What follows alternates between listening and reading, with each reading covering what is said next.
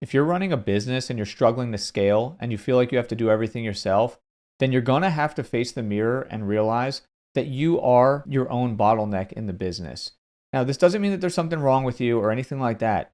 This just means that there is a part of you that is self sabotaging the growth of your business.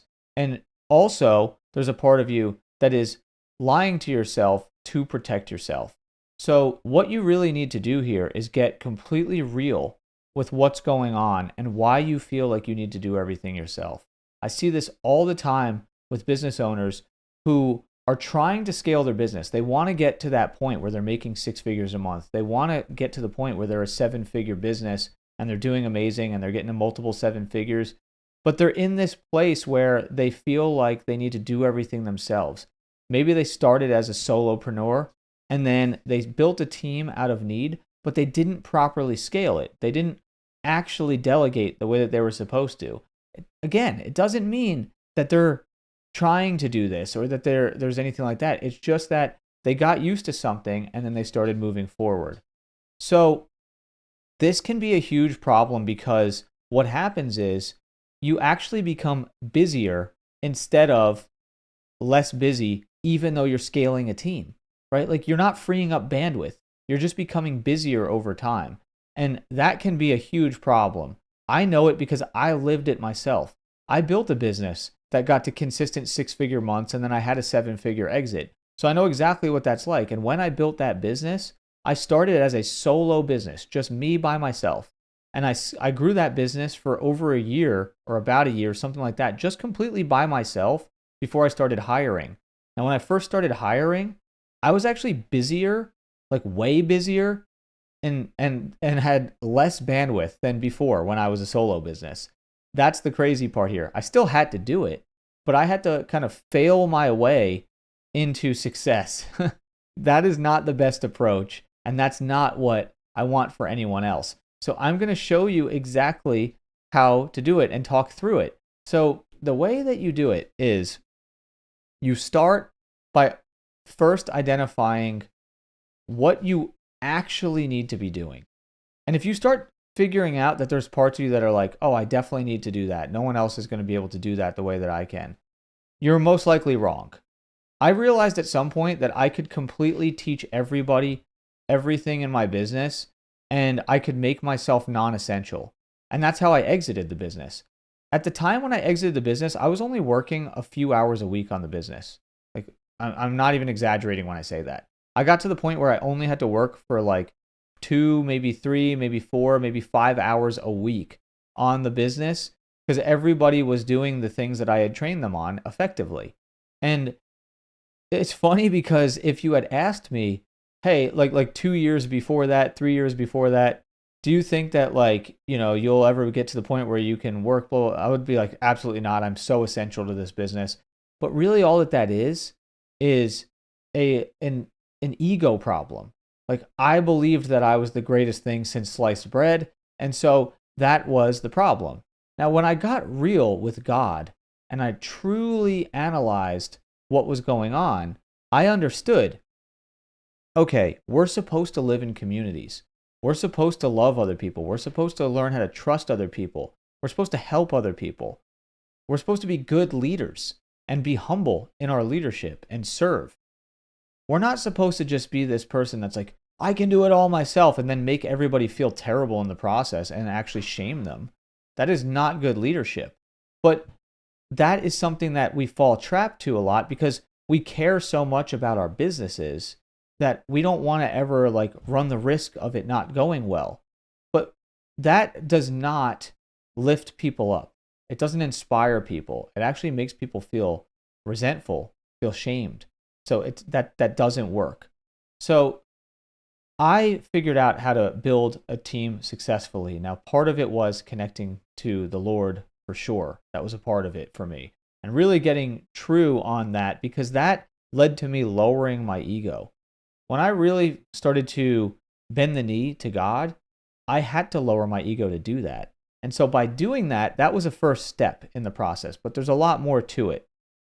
And by the way, I do this type of work all the time, one-on-one with men, and I help men really unlock their potential and just break through the glass ceiling that they have, overcome self-sabotage, overcome imposter syndrome, overcome anxiety, and all these things so that they can flourish and grow in their businesses, their careers, and their lives.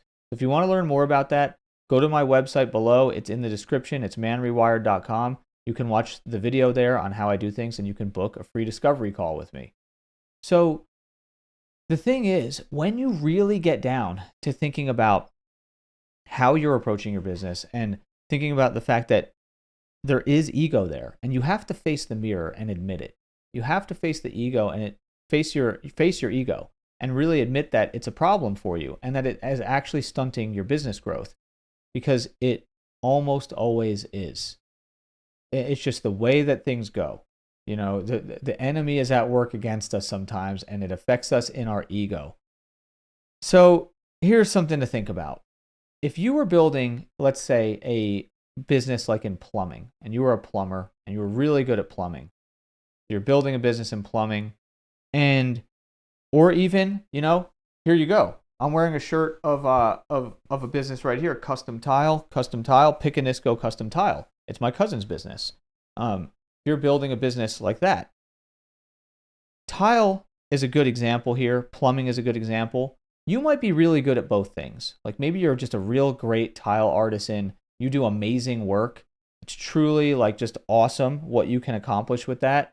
And same thing with plumbing. Like maybe you do amazing plumbing work. You know exactly how to solve problems for people. You know how to structure it. You know how to like just lay everything out for a new build or to renovate an old build and get people the best setup. That's all great stuff, right? That's all amazing. But here's the thing. Can you teach it to somebody? And can you build somebody up so that they can do it? Because you can only scale yourself so far. You have to be real with this. You can only scale yourself so far. Like, let's say, you have a tile job. There's only so many houses that you can really work on at the same time. You only have so much time in the day to do this work. It was the same thing for me. I only had so much time in the day to do the work that I had to do. At a certain point, I'd have to say no to more clients, and then that's all I could give. But if you're helping the world and you're doing great work, why wouldn't you want to scale the business and teach other people to do that good work and provide that for them? I think that, when we're running businesses, that's like almost our duty. I mean, I would argue that is our duty as, believers, like following out like God's will, bring people up in our community, help people like have these skills. So we teach someone how to do this work. And then as we teach them how to do this work, we practice good leadership and we allow them to build themselves up. Now, for sure, you're not going to have someone that you're just training working on a mansion that you just got a job for that is the most complex tile work you've ever done. Similarly, you're not going to say, hey, go out and come up with the entire blueprint of how we're going to plumb this whole house on this new build. No, like you're not going to do that. Just like I wouldn't put someone new on my biggest client and just give them full ownership of it. You have to build them up. You have to train them up. Even if they come with experience, you still have to train them in your system. And there will be a period of time where you got to ramp people up and you have to invest in them, right? You have to invest in them. Think of that. When you hire these people and you're paying them, you also want to invest your time and energy into them to get them to the level that you want. And that investment will pay off like every investment if you do it properly. But you have to get clear on where you have ego issues, because if you start leading somebody from a place of ego and you make them feel stupid or insignificant or shamed about their performance, they will not become a loyal employee to you and they will not be able to grow with you. So you have to understand that. You have to really approach it from a place of serving them so that they will also reciprocate to you. As a leader, you're serving them. So understand that. Now, a lot of times we self-sabotage with our own ideas that are looping in our head, and there's parts of us that are saying things to us to stop us from taking this leap. We might say things like, oh, well, I've been burned before. Oh, people just don't want to work hard enough. People don't want to listen. People don't want to, they don't have the right work ethic that I do. You start saying all these things. Well, where's that coming from? Maybe some of it's experience, some of it is also ego. But Sure, you might have bad experiences, right? You might have some. You might have some people that have burned you in the past. You might have people that, they lied to you, whatever it is. Like we all have experiences like that. But you can't apply that to every situation. You can't apply that to all people. You just have to figure out, okay, maybe I need to change the way that I evaluate people before I hire them because I probably had holes in my hiring system. You have to take full responsibility. I can tell you there was a period of time a long time ago when I worked in a business before I owned my own where we revamped our hiring process over time because we kept on having bad hires. Now, at first, we wanted to just be like, man, what is wrong with the market here? Why is this happening? Like, what is wrong with people? That's originally where we first went, where our brain first went. But then later we started to go, you know what? What is wrong with the hiring process? Like, what are we doing to hire these people that are just completely burning us? Like, what is going on here? Why is this the case? And we realized that our hiring process needed to be revamped. We took ownership, revamped it, and had much better hiring, and it led to the company doing significantly better. I took that lesson into my own business, and I came up with a hiring process that allowed me to hire very well. So take ownership of it. If you hired somebody that burned you, you have to take some ownership of that. Now, of course, some people are going to lie, and there's going to be stuff that happens. But you can vet people. You can check references. You can go through a process.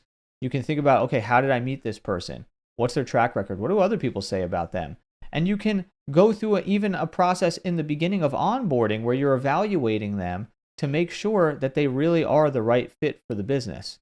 This is all part of the things that I go through and coach men through as I work with them so that they can get real on their impact on what they're doing in the business and their own ability to bottleneck the growth, because that is the case. A lot of business owners are bottlenecking their own growth because they're not getting real with some of this stuff. And that's the thing. If you want to scale your business and really like shine your light in the world and you want to, fulfill God's purpose, then you do look at scaling your business. It's almost your duty to scale business. Like if you know that you're a great plumber and you can help a lot of people with that, if you know you're great at tile and you can help a lot of people with that, if you know you're great at whatever service you offer, like I was with B2B tech lead generation and marketing and stuff like that, I was good at that. It was my duty to scale that. And then it was also felt like my duty to eventually get that business acquired so that it could continue growing when I wanted to pursue something else that was really more of my true calling. So that is the beauty of all this. Like when you really plan to scale, you can get there. But a lot of times there's a lot of personal work that needs to happen. There's a lot of stuff from our past. There might be anxiety. There might be self-sabotage. There might be imposter syndrome. There might be identity misalignment. We might be misaligned from our purpose. We might be driven by the wrong things from our ego versus our true purpose. This is all stuff that we have to get real with. So ask yourself, where am I running my business from? What is my internal motivation? What am I telling myself? I want to hear about it in the comments below, and I'll respond to every comment. So I want you to just really take some time to get real with how you are thinking about yourself, what you're doing in your business, how you can improve it, but also just face that mirror. And you're going to find that there is so much potential. So I'm looking forward to hearing from some of you, and I will talk to you soon.